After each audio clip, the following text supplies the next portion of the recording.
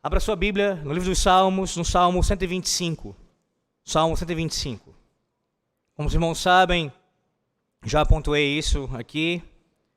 Sempre que houver oportunidade, eu estarei pregando em algum salmo, para que nós possamos crescer em nosso entendimento do saltério, e assim cantarmos os salmos com esse entendimento e com ações de graças no coração, como ordena a palavra do nosso Deus. Nessa manhã, nós ouviremos a palavra do Senhor sendo pregada neste salmo, no Salmo 125. E este salmo será cantado por nós após a ceia do Senhor. Então atente-se bem ao que ensina aqui a palavra do Senhor, para que quando você for cantar esse salmo, cante com maior conhecimento acerca de Cristo e da sua obra aqui. Assim diz o Senhor nosso Deus: o cântico de romagem, o cântico dos degraus. Se confiam no Senhor, são como o monte Sião, que não se abala, firme para sempre. Como em redor de Jerusalém estão os montes, assim o Senhor em derredor do seu povo, desde agora e para sempre. O cetro dos ímpios não permanecerá sobre a sorte dos justos, para que o justo não estenda a mão à iniquidade. Faze o bem, Senhor, aos bons e aos retos de coração.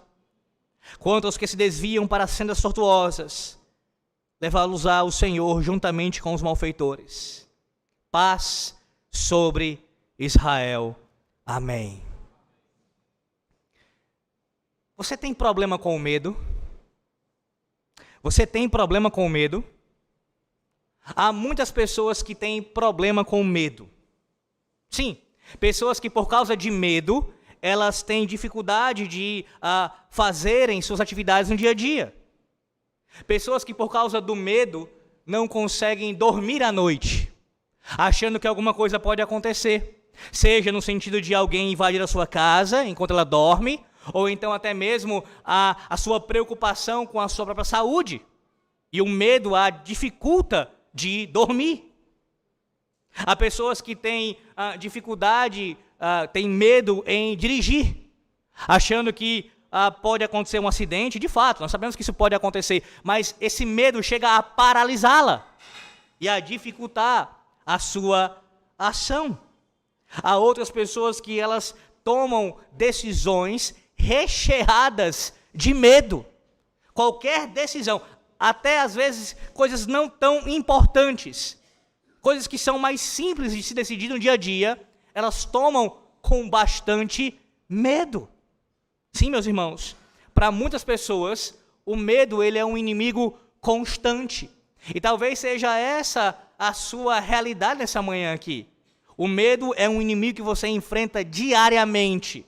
Um inimigo que você considera como algo muito forte, até mesmo talvez impossível de ser vencido. Há um tipo de medo que as crianças elas enfrentam durante boa parte de suas vidas. Pelo menos para algumas isso acontece com alguma frequência, que são aqueles medos noturnos. As crianças que me ouvem nessa manhã devem saber muito bem disso, e os pais que já foram crianças e que têm crianças em casa sabem que isso acontece com algumas, como eu disse, com alguma frequência. A criança vai dormir e tem aquele pesadelo durante a noite e acorda aflita, precisando ali do abraço e do aconchego do pai e da mãe. Eu tenho particularmente muitos relatos acerca disso ao longo da minha vida. Quantas vezes eu precisei da ajuda do meu pai durante as noites. Ele realmente brigava comigo dizendo que eu tinha assistido alguma coisa antes de dormir que não deveria ter assistido. Mas enfim, independente disso, mesmo quando eu não assistia alguma coisa, algum filme, ainda assim acontecia algumas vezes de durante a noite eu acordar muito apavorado e precisar do auxílio do meu pai. E eu logo gritava pelo nome dele e pedia que ele viesse até mim. E eu só ficava tranquilo quando ele chegava até a mim. E assim me dava o apoio, esse abraço, e ali ficava comigo até que eu me acalmasse. Meus irmãos, esse texto, o Salmo 125, ele trata exatamente disso. acerca do cuidado paternal do Senhor Deus para conosco, em meio aos nossos medos, em meio aos nossos temores. Sim, esse salmo ele traz encorajamento, ele fortalece a nossa fé, a nossa confiança no nosso Deus, no Senhor nosso Deus. À luz desse texto, do Salmo 125, nós iremos aprender que nós experimentamos o cuidado especial de Javé durante a nossa peregrinação. E ao experimentarmos esse cuidado especial de Javé, somos levados a confiar nele. Vou repetir. Durante a nossa peregrinação, nós experimentamos os cuidados de Javé, do Deus da aliança. E ao passo que nós experimentamos esses cuidados, nós somos levados a confiar ainda mais em Javé. Observe o texto novamente. Temos assim em 5 pontos. Na verdade, há 5 cuidados aqui mencionados, do versículo 1 ao versículo 5. Cuidados em que o Senhor demonstra para com o seu povo, em meio às mais diversas circunstâncias da vida. E ao passo que nós experimentamos esses cuidados, repito, nós confiamos cada vez mais em nosso Deus. Veja o versículo 1 novamente. Se confiam no Senhor, são como o monte Sião, que não se abala, firme para sempre. Antes de pontuar o primeiro cuidado que o Senhor Deus nos dá, como nesse relacionamento pactual conosco, antes de citar qual é esse cuidado, eu quero que você observe algumas características desse salmo. Primeiro, veja como é que o salmista ele inicia o salmo, a expressão que ele utiliza aqui, os que confiam no Senhor. A forma que o salmista utiliza aqui, a sua estrutura, que é a sua linguagem, ela não é individualista. Percebe? Ele não se refere sobre aquele que confia no Senhor, mas ele fala aqui numa linguagem plural, trazendo a ideia do corpo, trazendo a ideia do grupo, do povo de Deus. São os que confiam no Senhor. E essa expressão aqui, essa linguagem utilizada pelo salmista, ela está conectada diretamente com a natureza desse cântico aqui que é entoado por ele. No caso, especialmente no tempo em que ele era utilizado. Você tem aí a epígrafe sobre o texto bíblico, observe.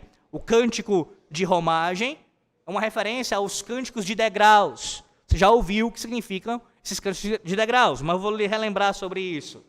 O povo de Deus, quando chegavam as festividades que eles deveriam ali presenciar e adorar a Deus por meio delas, como a Páscoa, por exemplo, o período em que se aproximava e chegava essa data, o povo peregrinava de onde estivesse, espalhado na terra, e ia rumo a Jerusalém, caminhando a Jerusalém.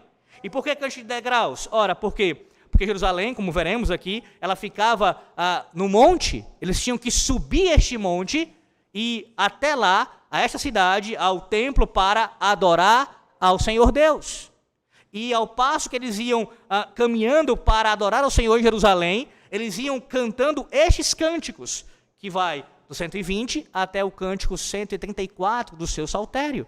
Por isso os cânticos de degraus. Eles caminhavam, peregrinavam e ali iam entoando esses cânticos. E observe, esse cântico aqui, o 125, um cântico que ia fortalecendo a confiança deles no Senhor Deus.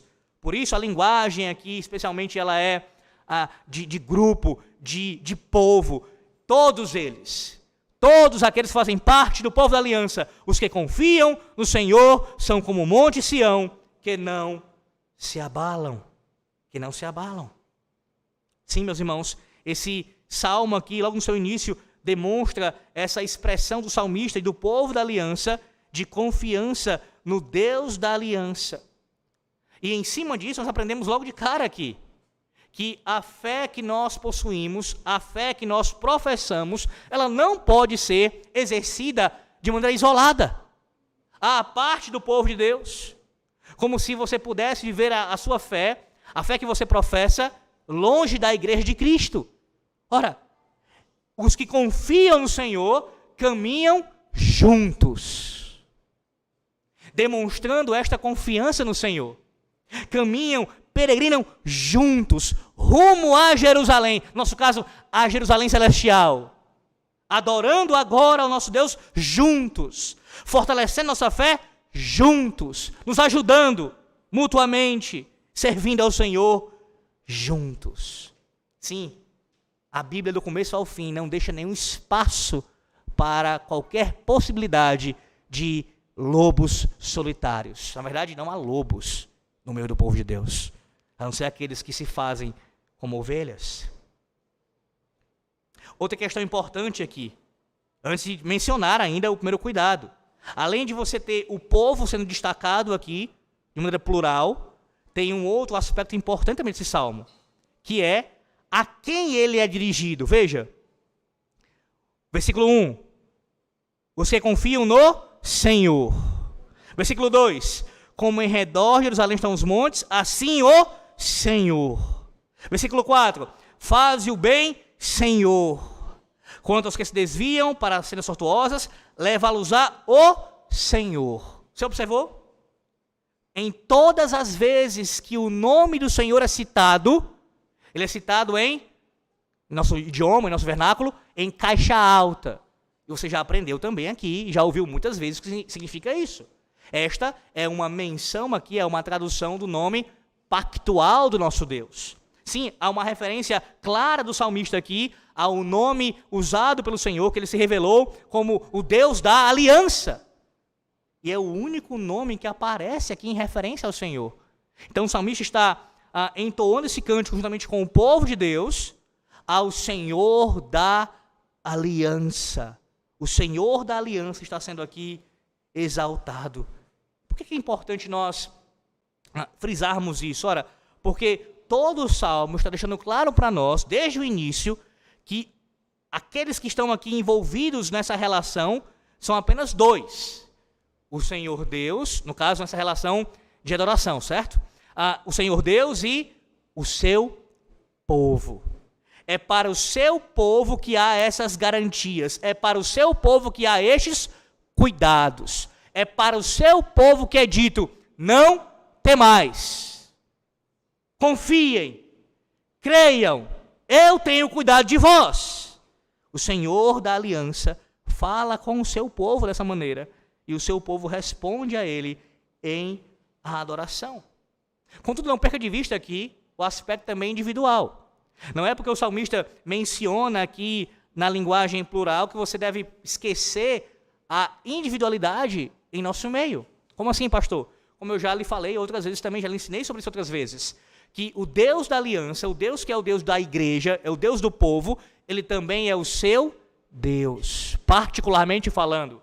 Ele não apenas é o nosso Deus, ele é o meu Deus, ele é o seu Deus. Então, a confiança aqui demonstrada pelo povo, ela é demonstrada também por cada membro da aliança particularmente, por cada membro da igreja particularmente. Você, homem, você, mulher, você, criança, cada um de vocês, cada um de nós devemos demonstrar esta confiança inabalável, esta fé e certeza do nosso Deus nos seus cuidados, individualmente, não apenas corporativamente. As duas coisas devem ser ressaltadas.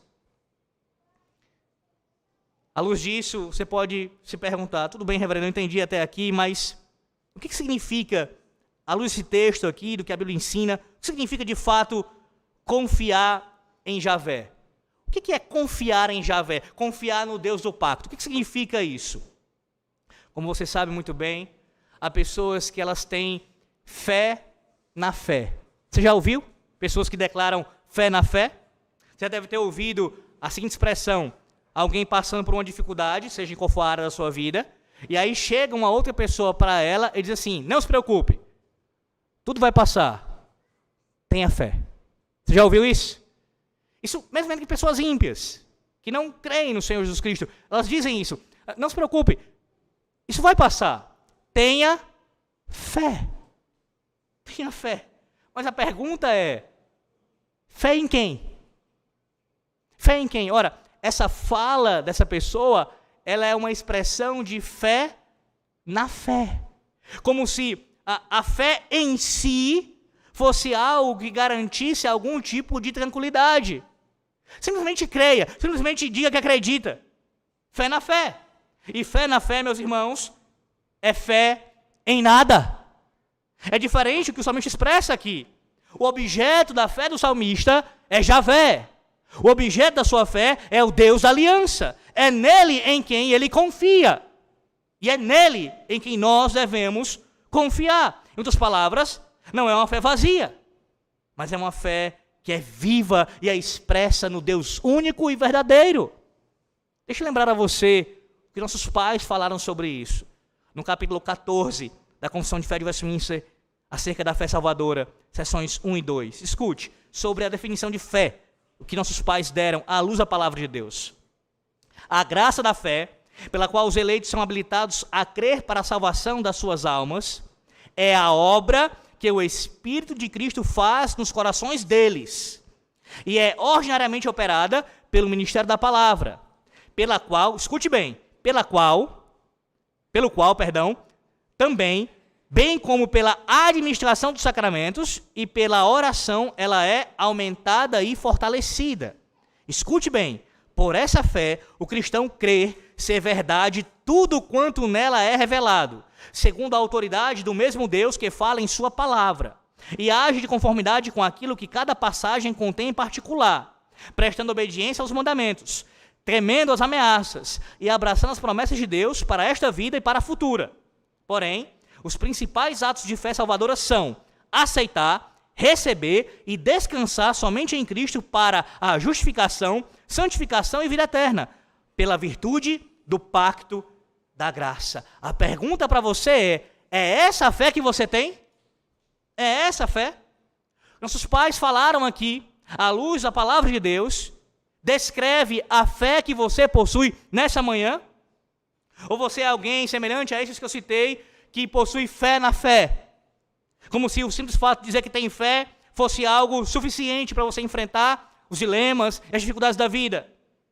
Qual é a sua fé nessa manhã aqui? A fé que nossos pais ensinaram, que está de acordo com a revelação divina, é a fé que ela se submete à vontade de Deus, que crê nas suas promessas, que treme diante das ameaças, que descansa no cuidado paternal do Senhor Deus, que crê em tudo que Deus revelou em sua palavra, sem exceção. É essa a sua fé? É nisso que você crê? É assim que você crê? Ora, se a sua resposta é sim, se você responde positivamente a esta pergunta, então este salmo aqui é para você, crente. Este salmo é seu. Você pode lê-lo, ouvi-lo e cantá-lo com alegria e com fé no seu coração. Observe agora a comparação que o salmista faz. Observe a comparação que o salmista faz aqui, no versículo 1 ainda. Ele diz: se confiam no Senhor, são como o monte Sião. São como o monte Sião. Veja, aqui o salmista, ele começa a nos descrever de forma mais específica ainda acerca desse primeiro cuidado do Senhor Deus para conosco. Ou seja, o primeiro cuidado do Senhor Deus para conosco é a estabilidade. Grave isso. A primeira coisa que o salmista descreve aqui, que Deus demonstra cuidado para com o seu povo, e isso gera confiança em nós, fortalece nossa fé, é a estabilidade que o Senhor Deus nos dá.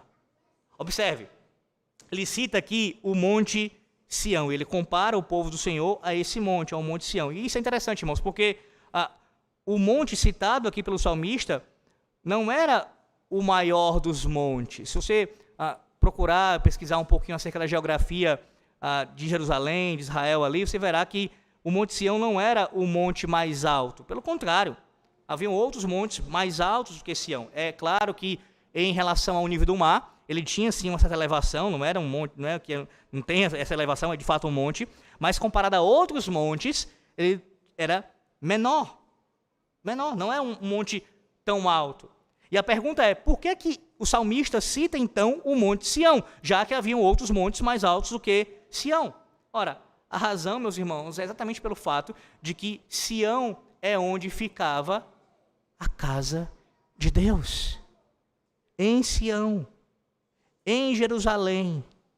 Ali Deus habitava, especialmente, manifestava sua presença especial no meio do seu povo, no templo.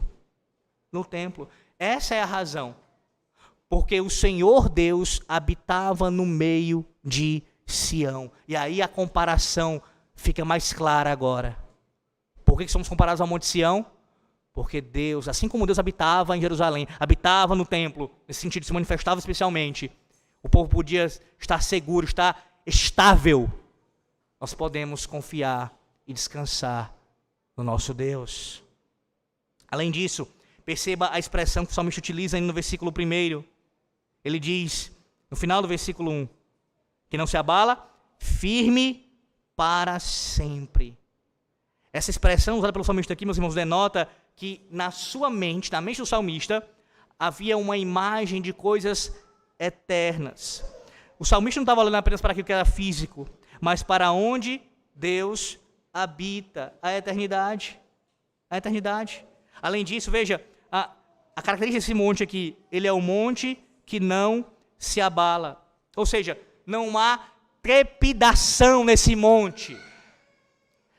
Alguém abriria a sua janela pela manhã, olharia em direção ao monte, e lá ele estava. Permaneceria ali, parado, estável, sem ser movido. Exatamente essa é a descrição daqueles que confiam em Javé. Eles jamais se abalam. E eu quero que você observe a profundidade dessa declaração, do que ela significa para nós. A conexão aqui é óbvia. Quem tem fé em Javé, quem confia em Javé, não se abala. Não se abala. Pode vir o terremoto que vier, as tentações mais avassaladoras, os sofrimentos mais terríveis. O salmista diz, e esta é a palavra de Deus, que aqueles que confiam em Javé não se abalam. E isso para você nessa manhã deve soar da seguinte maneira, para você refletir, meditar nisso. Eu digo que confio em Javé. Eu digo que creio em Javé. Então por que eu me abalo? Por que eu me abalo? Sim, você deve olhar para esse salmo e meditar acerca disso. Você professa essa fé e ao mesmo tempo se abala. Meus irmãos, qual tem sido a sua experiência na sua caminhada cristã com relação a isso? Você diz, pastor, então o salmista está negando aqui que na minha caminhada, na minha jornada, na minha peregrinação a Jerusalém Celestial, eu não vou jamais me abalar, no sentido de jamais vou me entristecer, eu jamais serei afetado de alguma maneira pelo sofrimento. Não entenda dessa forma. O próprio contexto do Salmo vai ensinar para nós o que é que o salmista está querendo dizer exatamente com essa fala. Eu vou tratar disso melhor lá no finalzinho do Salmo. Mas já adianto que isso não se refere a você meramente se entristecer na caminhada. E até mesmo, infelizmente, em alguns momentos cair. Agora, aqueles que confiam de fato no Senhor não podem jamais se abalar no sentido último, que significa, só adiantando um pouco disso, se desviar dos caminhos do Senhor. Não permanecer confiando no Senhor, no seu sentido último. Isso deveria ser uma verdade ainda mais forte para nós que somos membros, que somos crentes da Nova Aliança. Porque nós temos muito mais revelação do que o salmista que escreveu, que compôs esse salmo aqui. Temos muito mais conhecimento de Deus, da sua obra, do que aquele povo naquele período. Conhecemos e sabemos o que Cristo fez, já consumou a sua obra, e nós ainda ficamos como que sendo abalados pelas circunstâncias da vida. E sim, muitas vezes, várias coisas podem nos abalar. Talvez seja o seu caso, com relação à saúde, o dinheiro, a aparência. Mas o que Cristo conquistou, eu quero lembrar você nessa manhã disso, o que Cristo conquistou na cruz do Calvário permanece para sempre. Ainda que você perca a sua saúde, ainda que você perca todos os seus bens, ainda que a sua aparência ela vá o que é comum com o passar dos anos, ela vá desaparecendo a sua boa aparência, Cristo, com a sua obra, permanece para sempre. E é nisso que você deve confiar. É nisso que você deve confiar. Percebe por que tem tantas pessoas em nossos dias, indústrias especialmente, lucrando com antidepressivos? Por quê? Porque vivemos uma era em que a confiança ela não é depositada em Javé, mas em outras coisas. Em outras coisas. Seja em pessoas, seja em outros tipos de demonstração de estabilidade, mas não em Javé. Há pessoas que elas almejam a sua tão sonhada estabilidade quando passarem no concurso público, e enquanto não alcançarem este objetivo, o que em si não é algo pecaminoso, entenda? Nesse sentido aqui, de você querer uma melhora financeira, uma estabilidade financeira, mas as pessoas tratam isso como uma coisa realmente, um ídolo de fato, e colocam a sua estabilidade nessa coisa, enquanto não conseguirem, não estarão assim contentes e satisfeitas. Eu pergunto a você nessa manhã, onde você tem colocado a sua fé, a sua confiança, onde você encontra estabilidade? Talvez para alguns que me escutam essa manhã, a sua estabilidade está em conseguir um cônjuge. Quando eu conseguir alguém para eu me casar com essa pessoa, alguém crente, que tema a Deus, aí sim eu serei alguém estável. Ou então, como eu disse, quando eu conseguir passar naquela prova, passar naquele concurso, ou então terminar a faculdade, aí sim eu serei alguém estável. Não é aí que está a tua estabilidade. É aos pés de Cristo. Aos pés de Cristo. Eu sei duas coisas, dentre tantas, que elas não são em si pecaminosas, mas não pode ser a razão da nossa estabilidade. Não pode ser. Enquanto essas coisas forem a razão da tua estabilidade, você nunca será estável. Nunca. A sua fé sempre será instável. Vacilante, não confiante.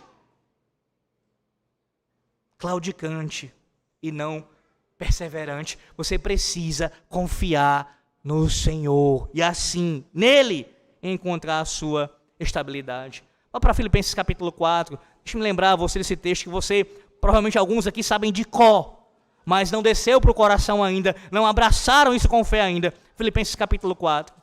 Filipenses capítulo 4. A partir do versículo 10. Observe o que o apóstolo Paulo ensina sobre o contentamento, meus irmãos. Filipenses 4, do 10 ao 13. Alegrei-me sobremaneira no Senhor, porque agora, uma vez mais, renovastes a meu favor o vosso cuidado, o qual também já tinhais antes, mas vos faltava oportunidade. Digo isto, não por causa da pobreza, porque aprendi a viver contente em toda e qualquer situação, tanto ser estar humilhado, como também ser honrado. De tudo e em todas as circunstâncias, já tenho experiência, tanto de fartura como de fome, assim de abundância como de escassez. Tudo posso naquele que me fortalece. Nele está a minha estabilidade.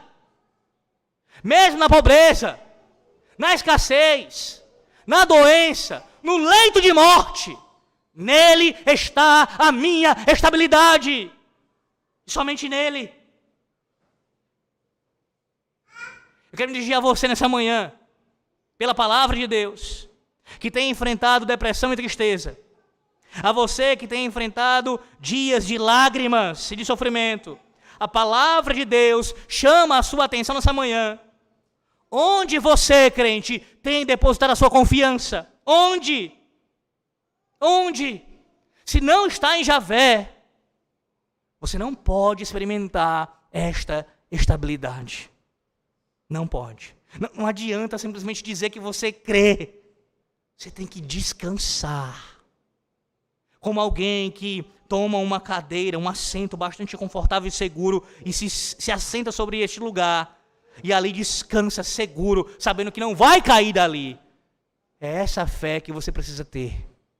Não apenas dizer com a sua boca, mas demonstrar com as suas obras. Eu creio no Senhor, Ele tem cuidado de mim, mesmo que me falte tudo. Eu estou estável no Senhor, como os montes, como o monte de Sião, que não se abala, mas firme para sempre. Eu permaneço com o Senhor. Em segundo lugar, observe o versículo 2. Não somente estabilidade Javé nos concede, mas também proteção. Versículo 2. Como em redor de Jerusalém estão os montes, assim o Senhor em derredor do seu povo, desde agora e para sempre.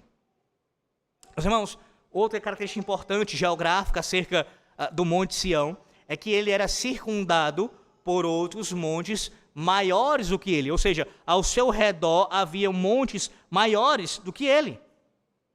E essa localização geográfica ali do Monte Sião, ela era importante no contexto bélico.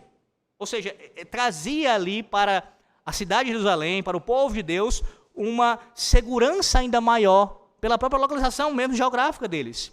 Primeiro com relação às questões atmosféricas, com relação a problemas relacionados a ventos e chuvas que poderiam chegar no Monte Sião. Eles batiam naquela espécie de anteparo natural ali. Eles seriam atenuados, os problemas atmosféricos. Mas eles também, aqueles montes mais altos ao redor de Jerusalém, de Sião, também protegiam contra os inimigos. Eles serviam de uma posição estratégica para os próprios soldados, os guerreiros israelitas, e também de uma dificuldade natural para aqueles que desejavam invadir Jerusalém. Percebe? Os montes ao redor de Sião serviam nessa segurança, nessa proteção natural para o povo de Deus. E é exatamente assim que Deus age para com o seu povo. Sim, mais uma vez, o salmista faz menção aqui à comunidade da aliança, deixando claro que a proteção aqui ensinada não é para todo mundo, mas é exclusivamente para o povo de Javé, da sua propriedade particular, para o seu povo. Para o seu povo. E eu quero que você pense aqui comigo com relação à figura que está sendo demonstrada aqui. Pense no que eu disse para você, no início, na introdução. A criança que se acorda durante a noite, assustada com o pesadelo que ela teve.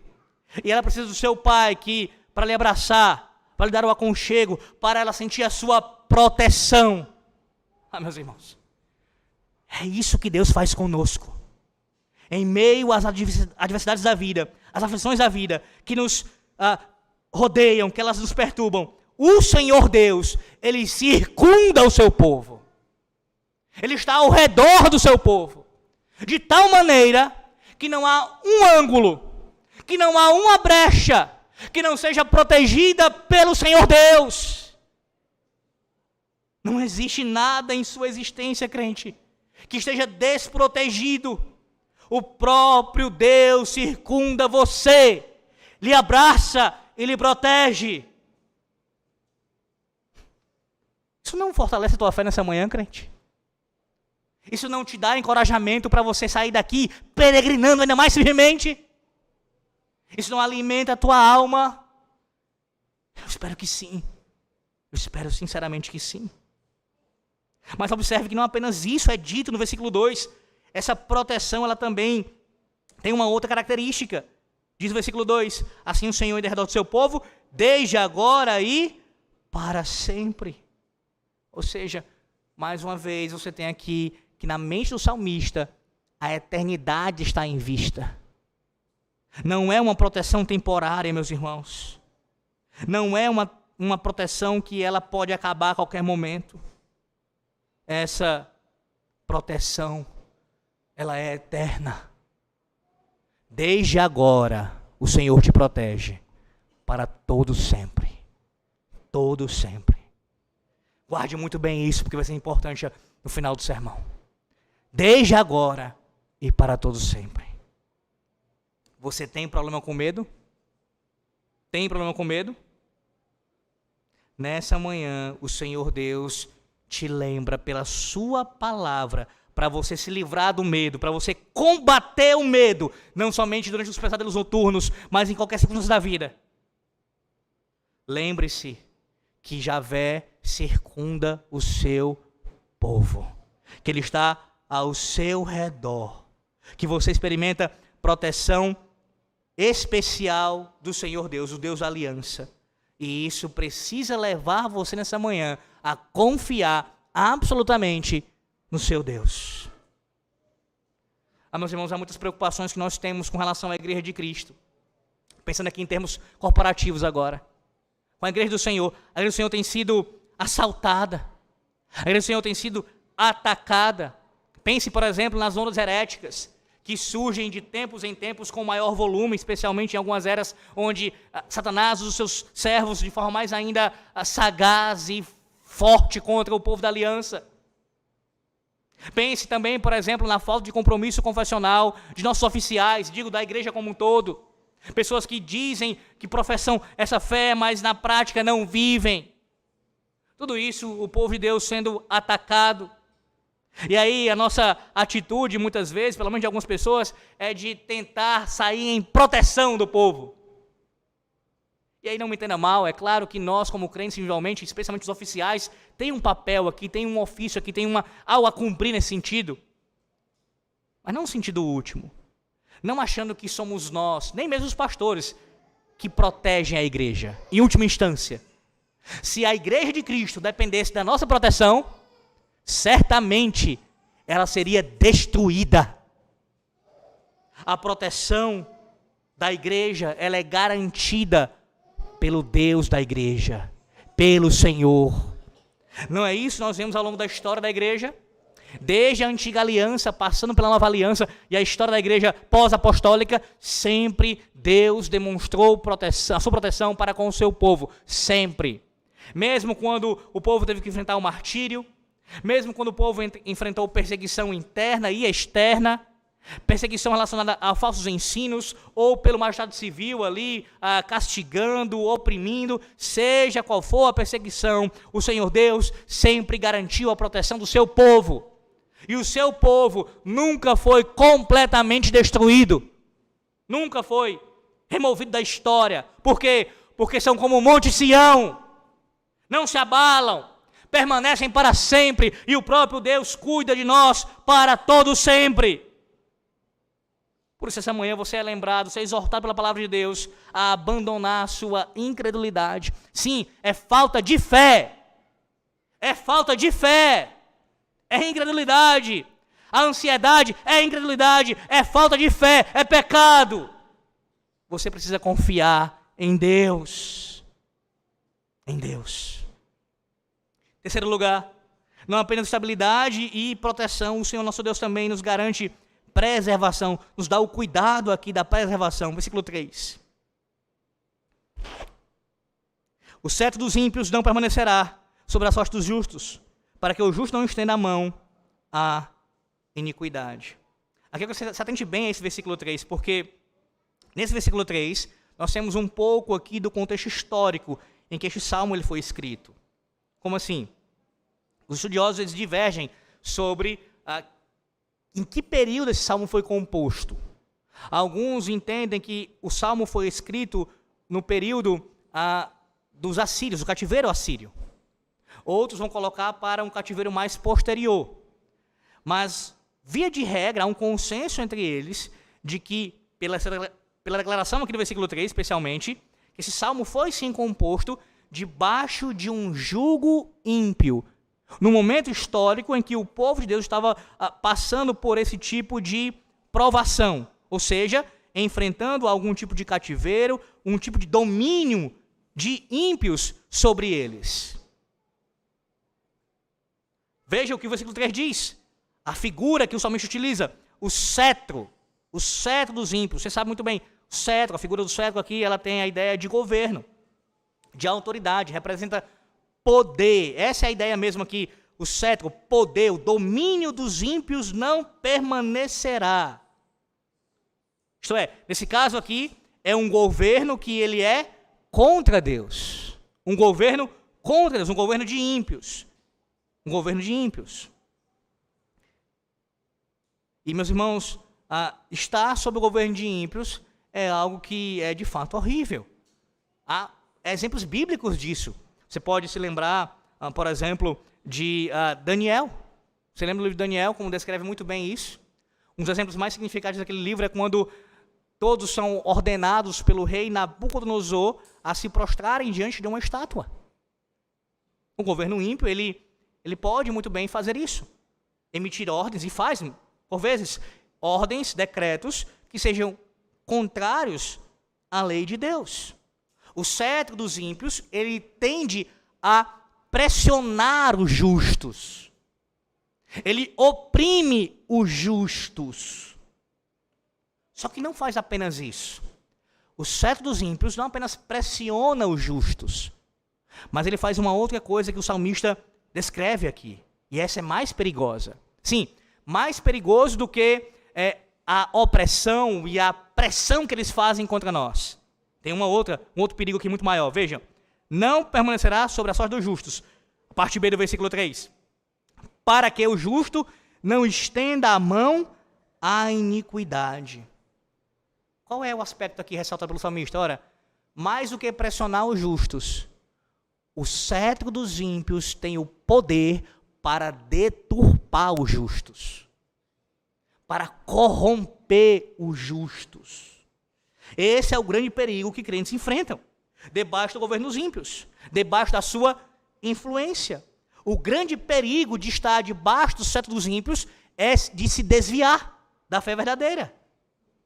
Ora, é no período de governo de ímpios, quanto mais tempo eles ficam no poder, que a igreja pode muito bem relaxar em relação à sua ética, a sua vida espiritual, arrefecer e até chegar mesmo a morrer, pelas leis que são promulgadas, pela influência política como um todo, dentre tantas coisas que podem ser feitas. O jugo, no caso, o cetro dos ímpios, ele tem sim essa força, esse poder de influência. E o salmista alerta para isso. Mas note algo aqui que deve encher seu coração de esperança. Observe. O cetro dos ímpios, que faz tudo isso, não permanecerá sobre a sorte dos justos. Isso deve encher o seu coração de esperança. Porque esse cetro não permanecerá. Você percebe o contraste com relação ao que o Senhor Deus fala para nós acerca da nossa estabilidade e proteção? Enquanto nós temos a garantia de que é de agora e para todo sempre, veja, o contraste aqui, não é para sempre o cetro dos ímpios sobre o justo. Não é para sempre. Haverá um fim. Haverá um momento em que ele chegará ao seu fim. E meus irmãos, para nós particularmente aqui em nosso país, nós sabemos muito bem o que é experimentar o cetro dos ímpios. Em todas as esferas. Municipal, estadual, nacional, federal. A nossa nação, ela está sob o cetro dos ímpios. E não é uma eleição que vai resolver isso. Se você não entendeu isso ainda, olha para esse salmo e aprende isso de uma vez por todas. Não é um político chegando ao poder simplesmente que vai resolver isso. Não é. Não é a eleição de retirar um lado, seja esquerdista, do poder que vai resolver isso. Não vai. Isso passa por uma reforma completa, absoluta, em todas as esferas, inclusive governamental, do magistrado civil, de se curvar a Cristo, de render graças ao seu nome, de reconhecer o senhorio de Cristo, seu reinado mediador. É assim que o cetro dos ímpios é quebrado, é destruído pelo cetro de Cristo, reinando em seu lugar, né? Somente colocando um candidato que se identifica parcialmente com a minha fé. Não é assim. Não é assim. E enquanto você nutrir confiança em governantes, você cantou nessa manhã de novo isso. Não confieis em governantes. Lá vai você confiar em governantes. Não confieis em governantes para salvar. Não confieis. Confieis no Senhor. Confieis no Senhor. Confieis no Senhor.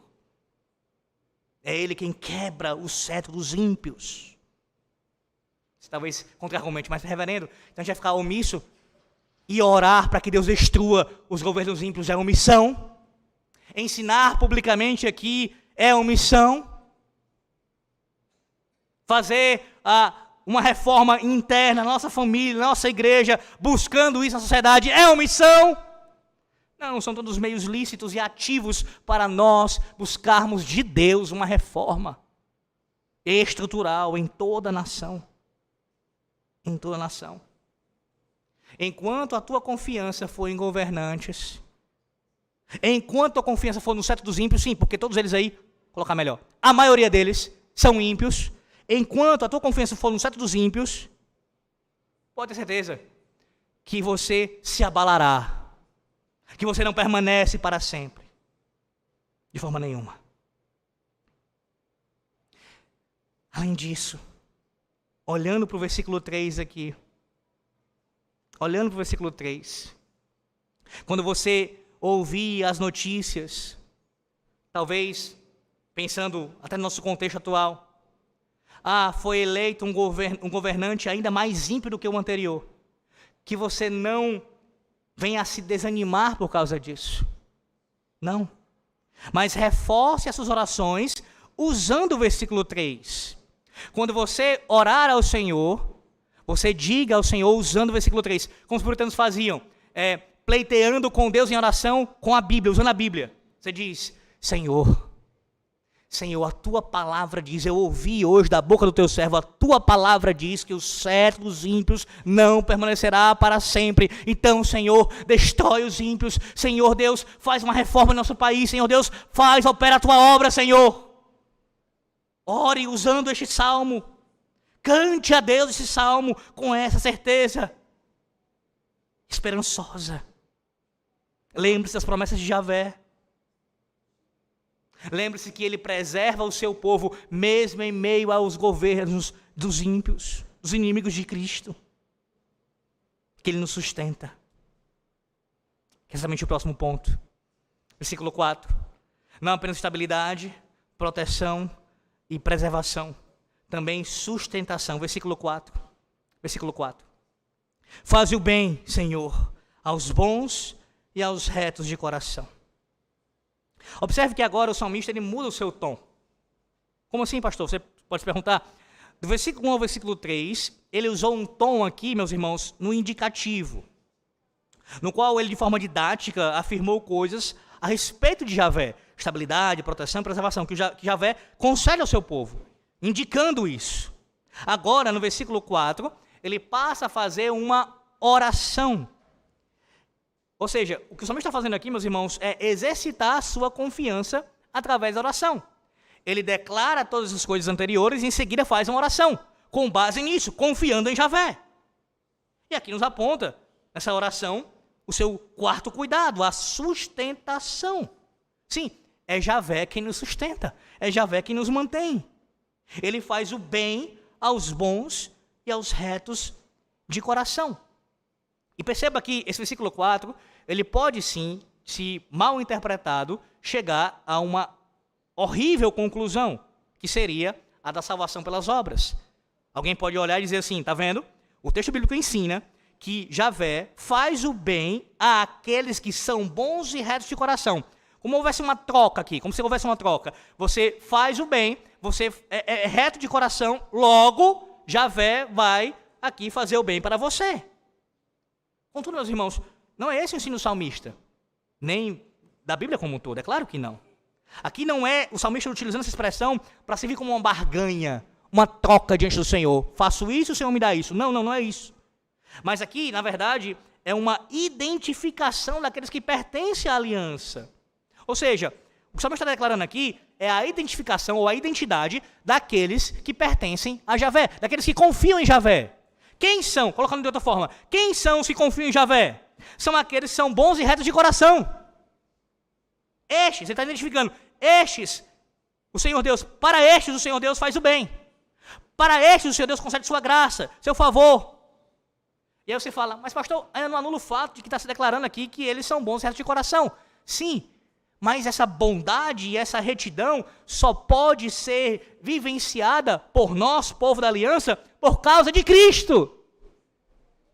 Ou você não lembra que as suas obras e as minhas sem Cristo não passam de trapos de imundícia? É claro. E nossas obras só podem ser aprovadas por Deus, porque estamos em Cristo. Em Cristo, nossas obras são aprovadas por Deus. E aí podemos expressar aquilo que é bom e aquilo que é reto de coração, por causa da obra de Cristo. Segundo lugar, esse versículo também, ele demonstra, ele deve servir para isso também, demonstrar aqui o quão detestável é a falsa teologia da prosperidade. Por quê? Qual é o contexto, irmãos? O contexto do Salmo é que ele é composto e ele aqui é entoado pelo salmista, pelo povo de Deus, em meio à adversidade. E em meio à adversidade, até mesmo enfrentando o jugo de ímpios, o salmista expressa confiança em Deus, uma fé que é inabalável no Senhor. Ele não nega a realidade do sofrimento. Ele não tem aquela falsa teologia que eu citei há pouco de quem é crente não sofre, quem é crente não enfrenta dificuldades, quem é crente não passa por privações. Não! Enfrenta isso sim, de fato. E confia no sustento do Senhor. E assim ele é encorajado a orar, com base dos cuidados de Yahvé. Meus irmãos, quanto bem o Senhor Deus tem feito para o seu povo. Se você pensar em termos macro, as libertações dos cativeiros, o que Deus fez no passado, obras portentosas. Pensando em termos específicos, que tem a ver com a obra da redenção, o que Deus fez com José. E a vida de José, ela exemplifica muito bem aqui o que o salmista está declarando. Por quê? Porque o texto lá em Gênesis diz que o mal foi feito a José. Estou parafraseando aqui o texto. Foi feito a José. E não é que Deus, ele transformou o mal em bem. Nós ouvimos ontem sobre isso no estudo que eu dei aqui para os irmãos. Não é que Deus transformou o mal em bem. Ou então o que aconteceu com José não foi mal. Ser vendido pelos irmãos, ser ali colocado naquela situação terrível. Não, tudo que aconteceu nesse caso de ruim com José foi mal. Não podemos negar isso. Mas Deus, em sua providência, conduziu todo aquele mal para o bem. Para o bem. Isso é visto principalmente na obra de Cristo. A traição do Senhor, o sofrimento que ele enfrentou, a sua morte, tudo isso foi algo ruim, foi algo mal. Mas Deus conduziu tudo isso, sua providência, para o bem. E o Senhor Deus fez bem ao seu povo. Nessa manhã, você pode sim declarar isso, tanto nesse sentido, corporativo com o povo da aliança, mas também individual. Eu não tenho nenhuma dúvida que você pode falar isso. Conta as bênçãos. Conta as bênçãos. Quanto bem o Senhor Deus já te fez, individualmente, com relação à sua família. Quanto bem o Senhor Deus já te fez. Quanto bem. A oração do salmista aqui, meus irmãos, ela é baseada no que Deus já fez. E assim nós oramos juntamente com ele.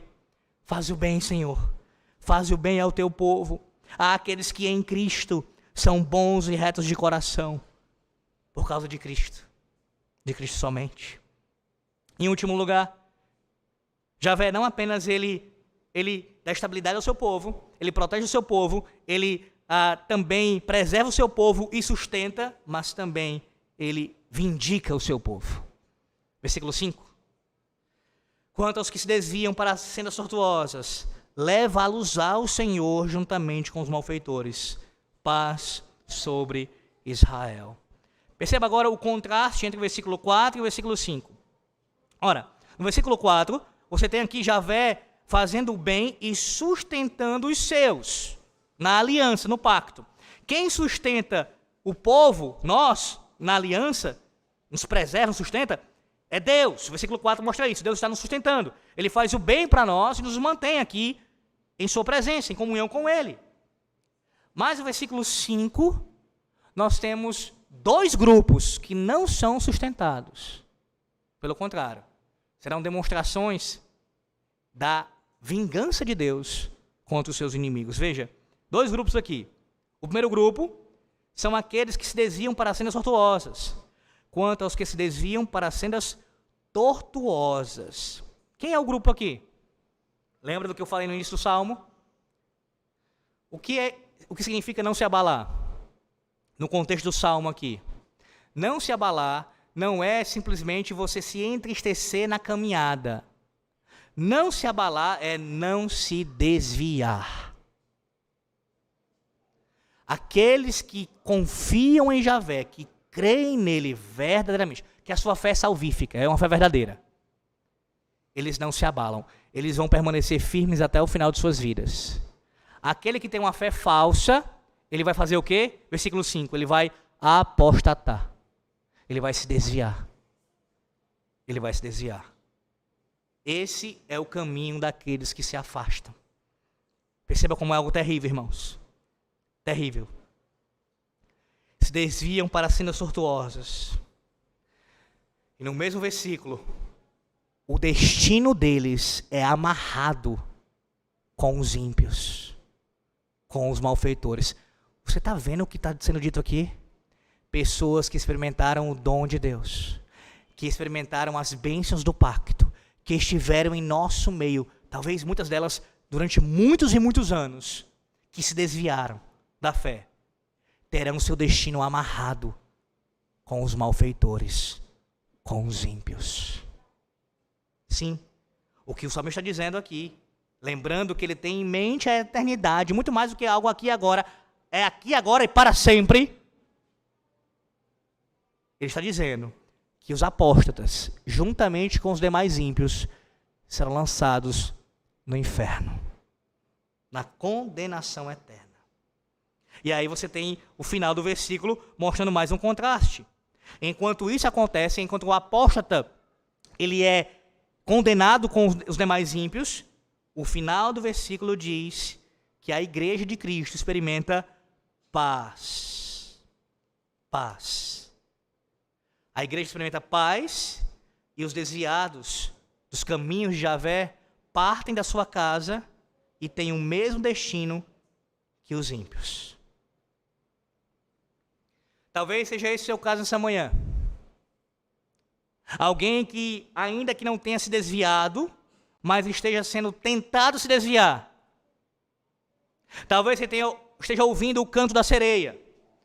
Satanás falando para você o quanto o mundo é melhor, o quanto tem coisas boas para você usufruir lá fora. No caso dos homens, mulheres, farra, dentre tantas coisas pecaminosas. O diabo dizendo, você está perdendo seu tempo na igreja. Seu tempo na igreja, você está perdendo seu tempo, sua vida, seus melhores anos. Você podia estar curtindo, aproveitando. Ouça bem o que Deus diz na sua palavra. Se você tomar este caminho, se você for por esta via, você se desviará para sendas tortuosas. E o seu destino já está cravado. O seu lugar será com os ímpios, no lago de fogo e enxofre. É isso que diz a palavra de Deus. Os cuidados de Javé são para o seu povo. Somente para o seu povo. Somente para o seu povo.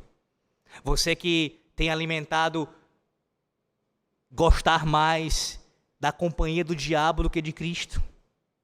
Você que prefere dar vazão à sua carne, mais do que se dobrar ao Espírito Santo. Você que tem assim caminhado, já demonstrando algum tipo de desvio dentro da igreja, muito cuidado com isso. A palavra de Deus te chamou ao arrependimento essa manhã, para que você se arrependa verdadeiramente e abandone esse desvio no seu coração. E não venha a consumá-lo na sua vida, a ponto de ir por estas sendas tortuosas. Veja o quão forte é a expressão, irmãos. Levá-los ao Senhor, juntamente com os malfeitores. O próprio Deus será o juiz deles.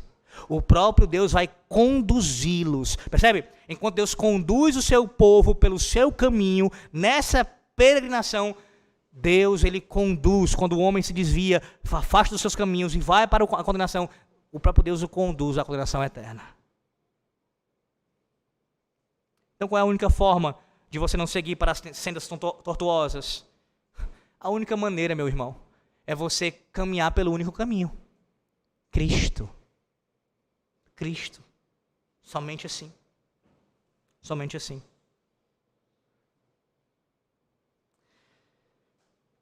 falando em noites difíceis, em que você acorda bastante assustado devido a algum sonho que você teve. Eu me lembro, há não muito tempo, já adulto, na casa dos meus pais, dormindo na sala, enquanto meus pais dormiam no quarto.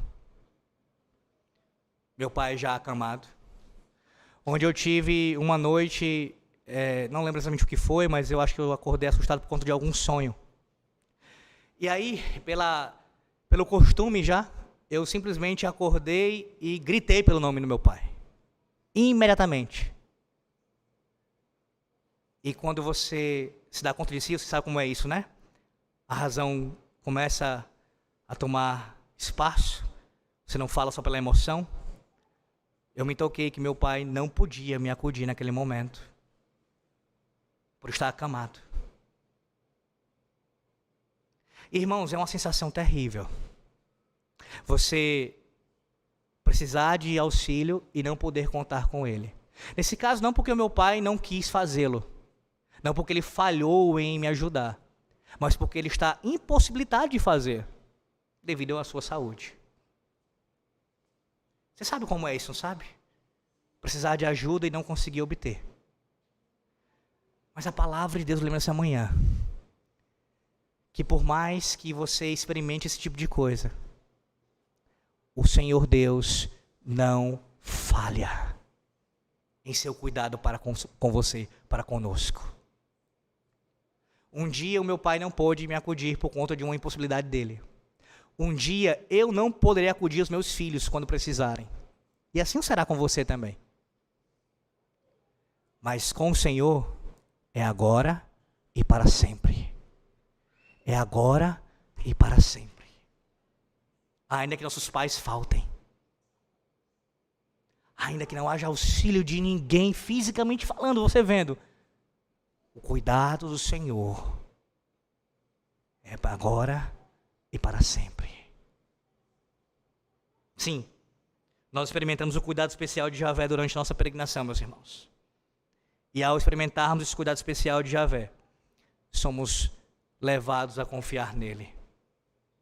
Que nessa manhã a tua fé tenha sido fortalecida em Cristo. E assim você confia ainda mais em Javé, no Deus da aliança. Descansando em seu poder, em sua soberania. Para a glória do nosso Deus. Amém. Oremos ao Senhor, meus irmãos. Ó Deus, nós te damos graças pela tua palavra que foi proclamada. Muito obrigado, Senhor Deus, por falar conosco. Por nos sustentar. Ó Deus, por nos dar estabilidade, proteção, preservação, sustentação e vingar o teu povo contra os seus inimigos. Te exaltamos, Senhor, porque a nossa confiança foi sim fortalecida, a nossa fé foi sim fortalecida no Senhor, pelo esse meio de graça poderoso que é a tua palavra. Te peço que os crentes, os homens, mulheres e crianças que ouviram essa mensagem, Senhor Deus, venham a responder em obediência, crendo no que foi dito, porque foi dito por ti, aos seus corações. Assim oramos, ó Deus, em nome do teu Filho, o Senhor Jesus Cristo. Amém.